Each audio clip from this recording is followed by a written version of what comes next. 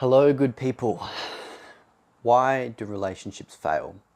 The purpose of this video is to discuss the structure that I've learned around how relationships come stuck and how they ended up failing inevitably. So wherever you are, if you're recently single, if you're in a relationship, whatever stage you're at, I trust this video finds you well and will give you some really awesome insights that have majorly changed the way I see my relationship and how I support people in my counseling practice on their relationships. So, why do relationships fail? Short answer, our shit gets in the way. We're going to break that down together. So, I don't like using the word shit. There's lots of different, more positive ways to describe it. We can look at it as our stuff, our baggage, our pain, our conditioning, all of the things that we think and believe about ourselves, our ego, lots of different factors of who we think we are get in the way of our relationships succeeding. So, two major pillars within our stuff that get in the way of our relationship failing or succeeding are these two factors. So one factor is, and these are two beliefs. So the one belief is how much we believe we are willing to tolerate challenges. So that means how many challenges do I believe my relationship can handle? Where is the line that, okay, no, that's too much? And because a lot of the time, I think objectively we could all say, yeah, relationships are going to have their challenges. Every relationship does. But where do you draw the line of that's too much for me and this relationship needs to end? So that's one factor, one belief of how much you believe the challenges that your relationships can handle. Belief number two is, and this is very important, how much do you believe that you and your partner can change? So as you can see, there's the challenges and how much challenges we can handle, but then can we grow as individuals and within the relationship to handle these challenges? Now, going into the cycles that we all go through in every relationship. My relationship's not perfect, but there's a big difference because there is no relationship that is perfect.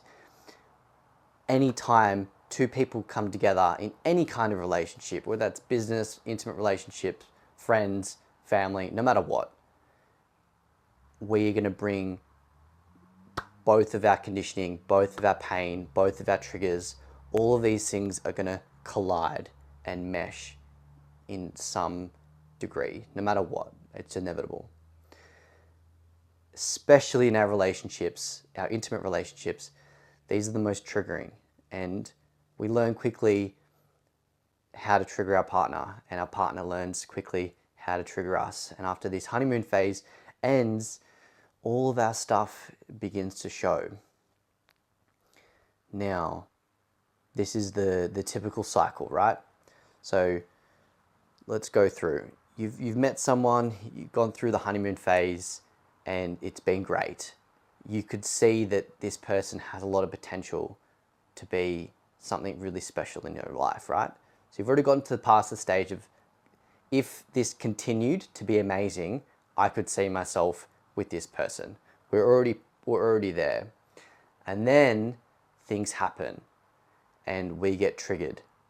And whatever happens, it brings up our pain and our conditioning. And that happens for the other person as well, no matter what, right? So there's two different things that we can go through. So two different types of structures. We can either go in loops or we can go in spirals. And I'll I'll break that down. So whenever we have any kind of issue, any kind of challenge within the relationship, whether that's finances, about sex, about communication, whatever it is, we can go through a loop or a spiral. So the loop is the trigger happens and we might get upset, we might be a bit reactive, our partner might be a bit reactive, we kind of try and talk about it, but we don't really have the skills to actually work through it. So what ends up happening, we kind of forget about it. We might, disconnect a bit and we might use an addiction and kind of just numb out whatever's coming up because it's really hard to deal with. And then we'll end up kind of just getting over it, right? Enough time will be go by and then we'll just forget about it. And then we might make up in some sort of way. Then a few weeks later, however long it takes, maybe it's the next day, that trigger happens. And then it happens again. As you can see, it's more of just like a loop. And the trigger happens, we kind of avoid it. We'll use our normal distracting, numbing behaviors, and then we'll come back and kind of reconnect again. And these issues can just be circular and secular, and they don't really progress because we don't have the skills, we don't have the support. A lot of us, especially guys, we need to be able to talk externally and get external. Everyone needs that, really. But if we don't have someone outside of our relationship saying, do you see this pattern playing out? Do you see how that happens all the time? And like, yeah, but I don't know what to do. And that's a beautiful start to a conversation, right? So that's a super common, right? And you can probably relate to lots of different issues where we don't break through, we're not actually progressing, we're not learning about ourselves, it's just circular. And we can only take a certain amount of these, right? Going back to those two beliefs, because these challenges will get in the way, and then you'll be like, no, I want this next level relationship. I'm not going to settle for this. So that goes back to the belief of how much of these challenges are we willing to accept in the relationship, and then how much do we believe we can actually move through it. So that leads to the next structure, which is what I try and practice in my relationship and what hopefully we all should be aiming for, which is the spiral. So like I said, no matter what, we're going to bring our stuff, our baggage, our pain, our conditioning to a relationship. We're going to have these challenges. But ideally, we have the skills and we're both on the same team, we're both on the same page for when these challenges happen, we're able to spiral up and level up within the relationship. And when we do that, the challenge that was here before, we don't end up, usually what we do, avoidance, we disconnect, there's conflict, there's defensiveness, and it just, our crap, our shit is just hitting each other and we're not getting anywhere. We're not actually connecting, we're not learning about ourselves, right? So that's why my counseling, I love the therapy IFS, Internal Family Systems Therapy, and it's a beautiful way of being self-reflective. So let's say we have another challenge, but in the spiral model of growth, we would have a challenge and then we would instantly do a U-turn, which is this idea, not looking and blaming and pointing and saying you're withdrawing affection again and blah, blah, blah, blah, blah, blah, blah, whatever the issue is, and we're just, the person is the problem, right? Which it's, on one level it's true that the trigger that was the trigger, but it's triggering something inside of us. So what we do is a U-turn and look inward to see what's actually showing up for me right now. Okay, there's a part of me that's feeling abandoned, or there's a part of me that's feeling alone, and this part of me is feeling really hurt. All these different things, we can learn so much about us if we actually look inward, realize, okay, yeah, I can see there's a bit going on here. And this is the tools that we need to be able to understand this stuff. And when we don't, as you can see, if you don't have that framework and model, it's just painful, and you just avoid it. Like go to the gym, go on your phone, go do anything just to avoid that pain, and then we'll kind of just go into that same loop. So we need the tools, and I can go into the tools for hours and hours, but that U-turn is a great way to then be self-reflective, come back to the person and share, there's a part of me that was defensive when you did this, blah, blah, blah, blah, blah. Then that person, we're having a conversation that actually brings us together, and then we can grow together. And then, as you can see, the challenge that we have before, we've leveled up. Even if it's one little notch, we're not at that same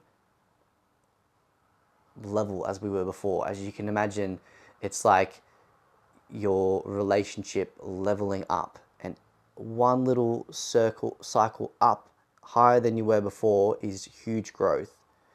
And these kind of conversations help us to get better and better and better, to the stage where those problems that we had before aren't even the problems anymore. We'll still have other challenges, but they're better quality challenges that we're working through. And as we grow and grow and grow, we're becoming more and more close, more and more connected. It supports ourselves, it supports the other person in their own way of how they see themselves. It's just this beautiful process, right, of leveling up. And when we don't have the skills, the tools, the support, everyone can only handle a certain amount of these hitting the wall cycles. I've gone through a lot of them, and we've had really challenging conversations, and I've learnt, my partner's learnt, we've come back together, we've got some new tools, new ways of thinking about the relationship, and we're actually level up together. And you get to the stage where you realize there's no challenge that the relationship can't handle, because we have full faith and trust in our own ability to get through whatever it is, because we've gone through so many of these spirals. It's just like you feel unstoppable. And then going back to those two beliefs, there isn't a challenge that we can't work through. And I know that myself and my partner can grow and get through anything. But when we're in these loops, we believe that, oh, that's just the way they are. They are, their pain is it's just them, it's their personality. So I want to kind of plant a little seed.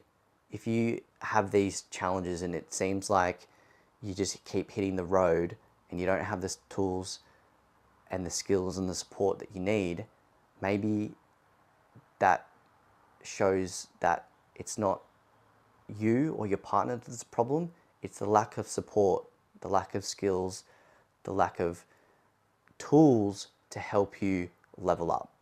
I hope this is helpful, and if you're looking for some counseling, some relationship support, please just click the link below and we can organize a chat.